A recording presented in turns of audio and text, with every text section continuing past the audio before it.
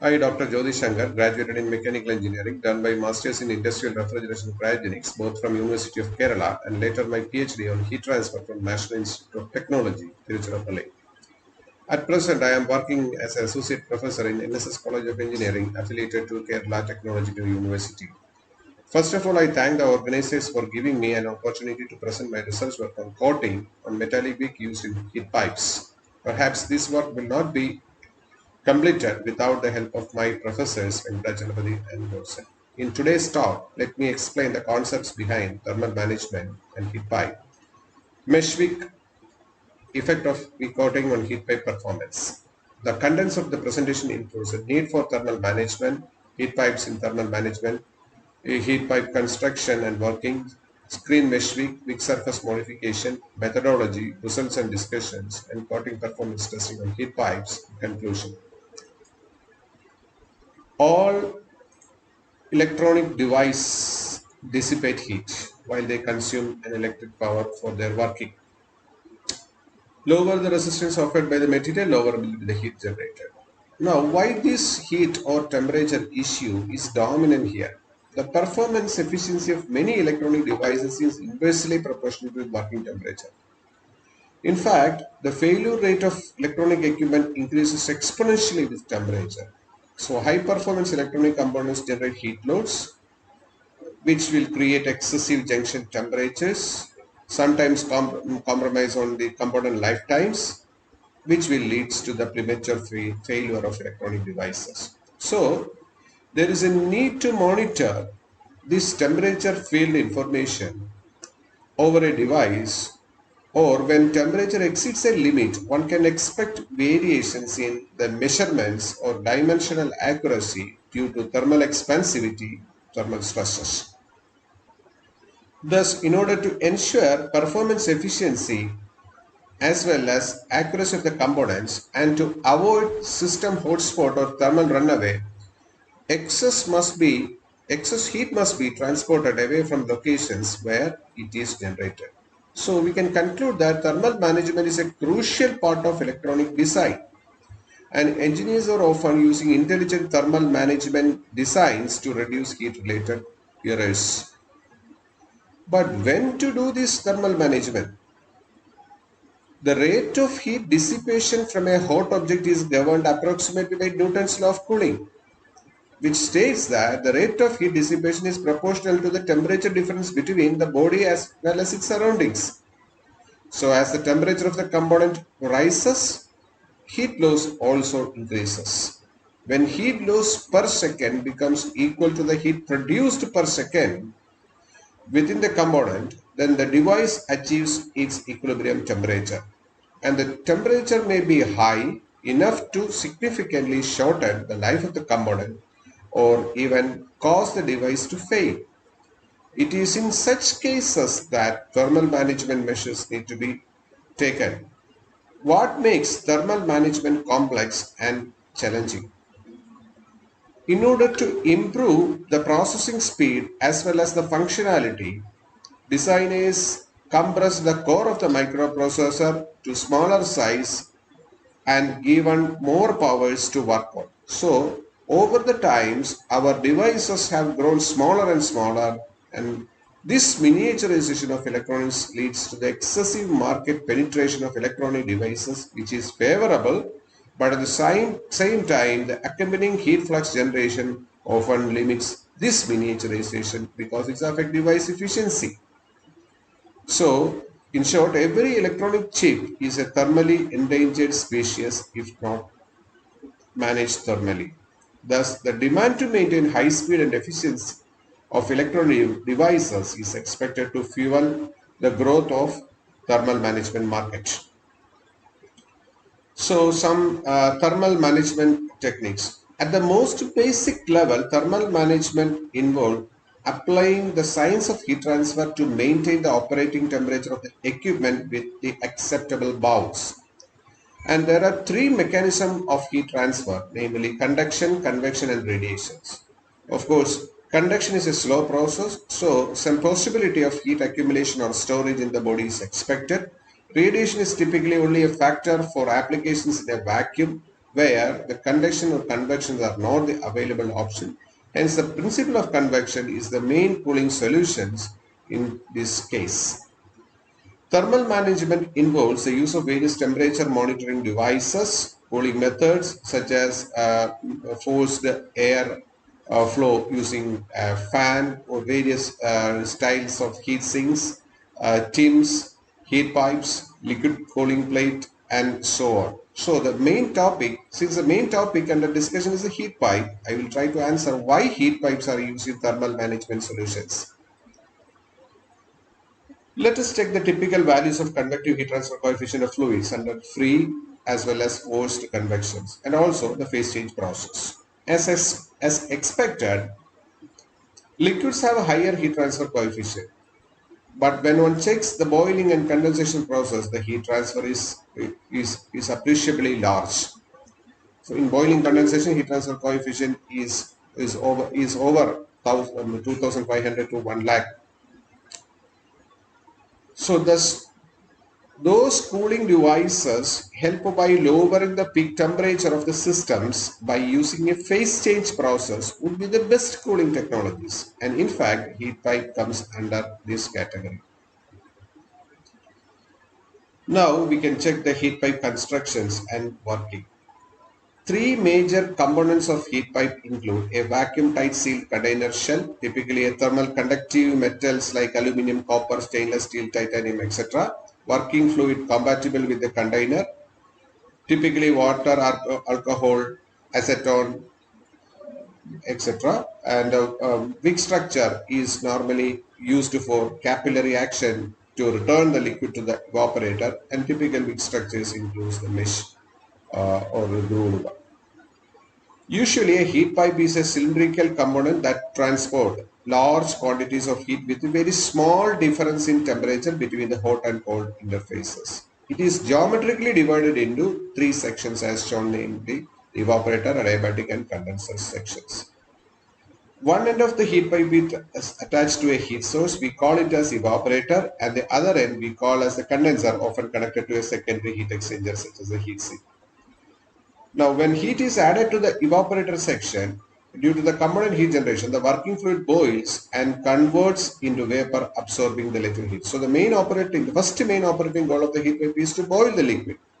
Then, secondly, they transport the gas. That means once the vapor is generated, this vapor will migrate along the cavity to the low temperature end due to the building up of vapor pressure near the evaporator end.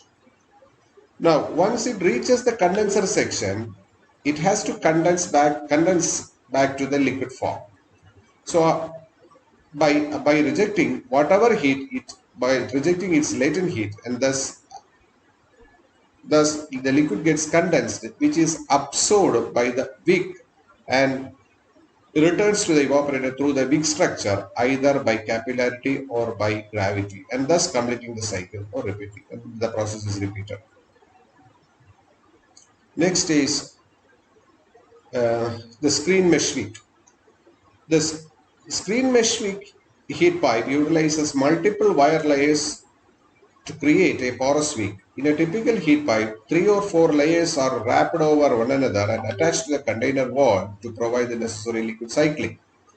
One of the important factors determining the heat pipe performance is the boiling rate of the working fluid. Perhaps boiling rate depends on the availability of the working fluid at the evaporator, which is decided by the wick wettability.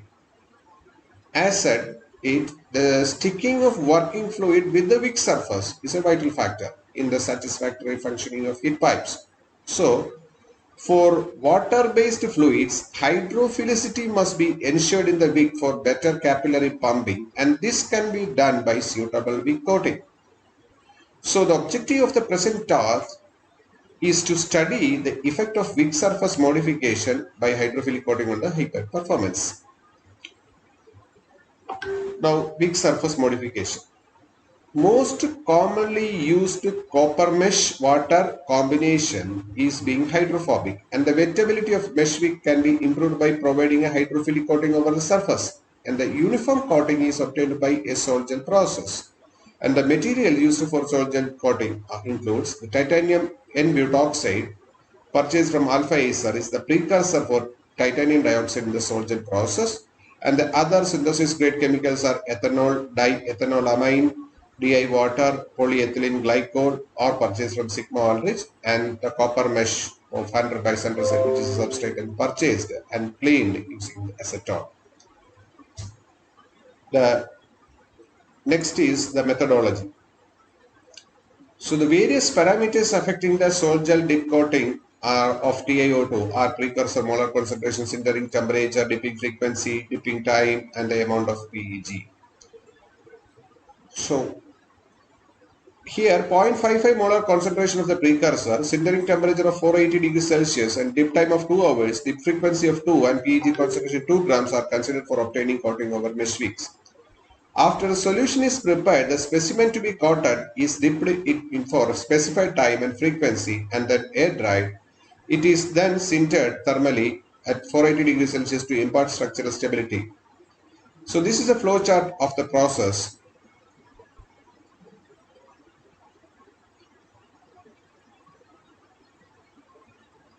Next is result and discussion. At first, surface wettability is estimated. Surface wetness indicates the extent of hydrophilicity. It is judged by measuring the contact angle. The contact angle of the coated samples are measured by Krus-Make liquid drop analyzer and is listed in the table 1. Here, the PEG concentration is varied from 1 gram to 3 grams by keeping the dipping frequency as unity and dipping time as 2 hours so as to get the optimum PEG concentration. Here the experimental runs 1, 2 and 3 in the table 1.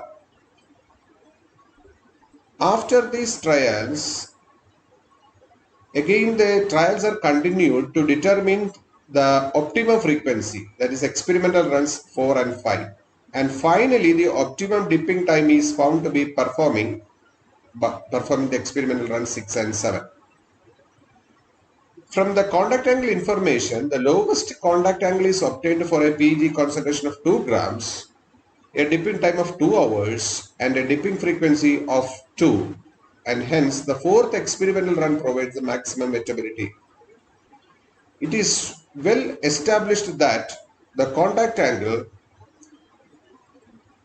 for copper water air phase is 86 degrees. By providing coating, the contact angle is reduced to 58 degrees or the wettability is improved by 32%. Thus, uniform hydrophilic coating of TiO2 on copper mesh improves wettability of the wick and hence the boiling heat transfer. Next is the effect of process variables on coating surface topography.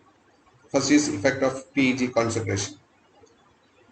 As the weight of the PEG in the solution increases, the coating thickness also increases. Figure 6, 7 and 8 represent the SEM micrographs of uncoated coated mesh with 2 and 3 grams of PEG respectively.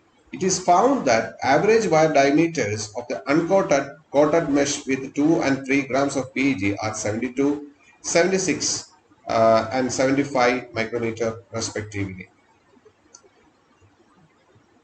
A crack, a